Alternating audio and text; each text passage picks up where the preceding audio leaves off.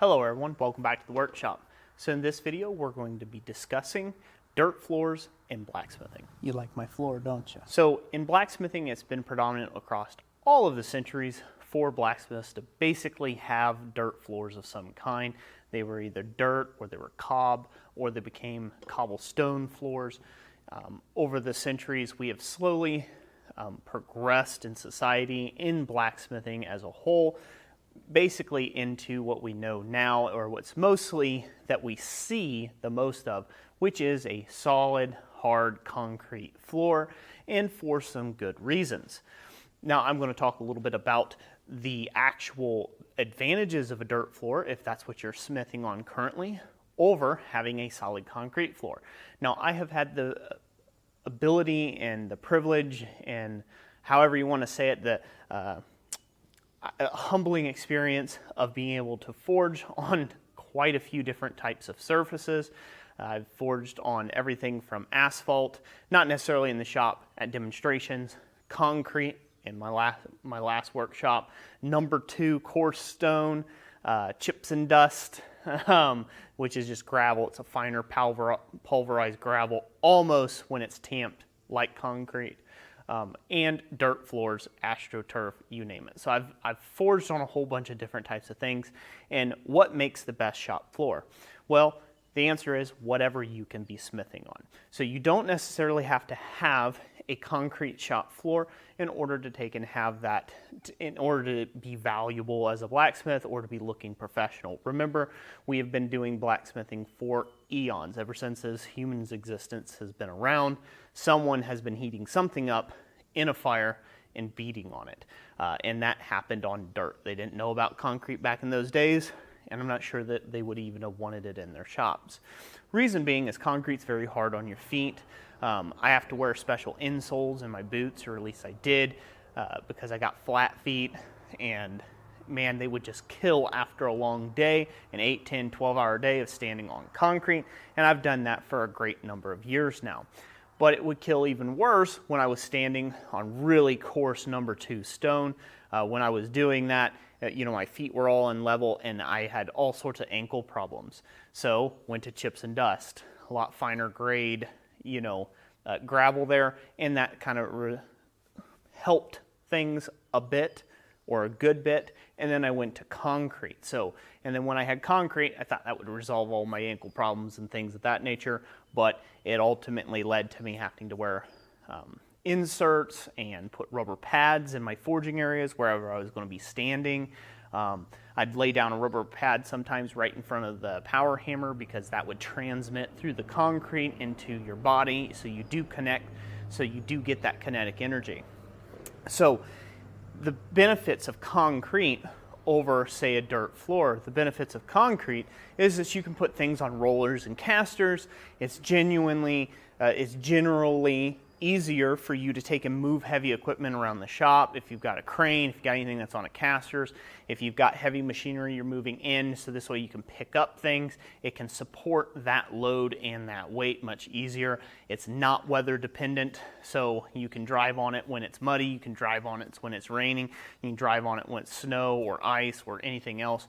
You can get equipment on there and otherwise take and be moving around with some pretty good ease. Also, the other benefit is that everything's level, or it should be if you've done your concrete right. You have a nice level surface that you can lay out things on. And you can take height adjustments. You have a reference point in your shop that is square, flat, clean, and level. Now, the benefits of a dirt floor, however, is the impact on your body. The impact on your body with your feet standing on dirt is relatively low. So anything I do on the anvil technically does not transmit that much to my body because it's being absorbed by the earth to a great deal and to a great effect. Same thing on a power hammer. If you have a power hammer that has a concrete slab, a base, obviously you can't just plunk them right down on dirt. It's best to take it that they have a nice slab foundation for them.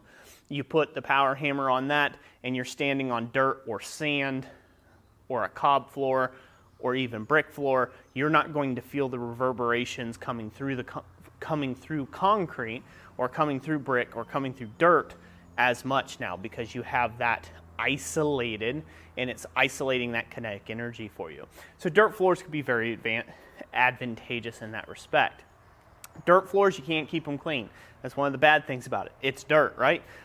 Good thing about dirt floors is you never need to clean them because it's dirt, right? Like it's dirt. So unless you've got sharp, pointy cuts and things that are sticking out of the ground that you need to take and rake from occasion, that's really all the maintenance that there is with a dirt floor, is to keep it raked, wetted down somewhat, and tamped.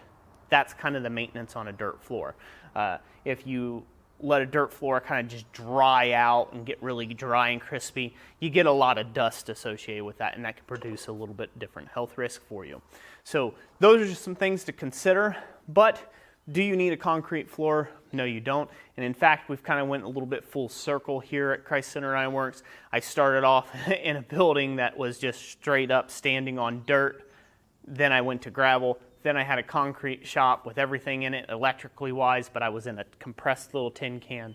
Now I've moved up to about 10x that shop size, and I'm right back to dirt floor, right back to working with just one electrical outlet in the building.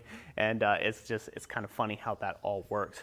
But I am super excited for this new space, and I hope you are too, as I bring you along for this little journey along this ride. And I hope some of the information that I put out here today helps you in some way, shape, or form if you're deciding what type of space you're building, or if you need to get concrete or gravel or whatnot.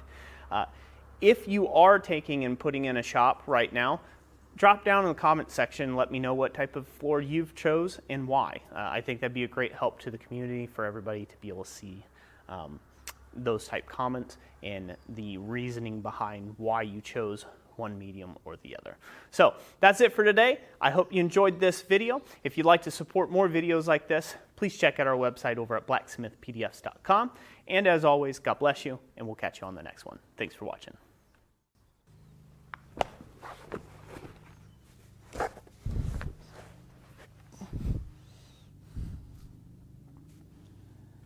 You like my floor, don't you?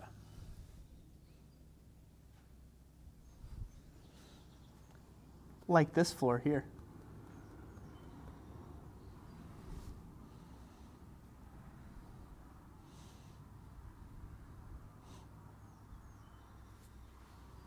You dirty blacksmith, you.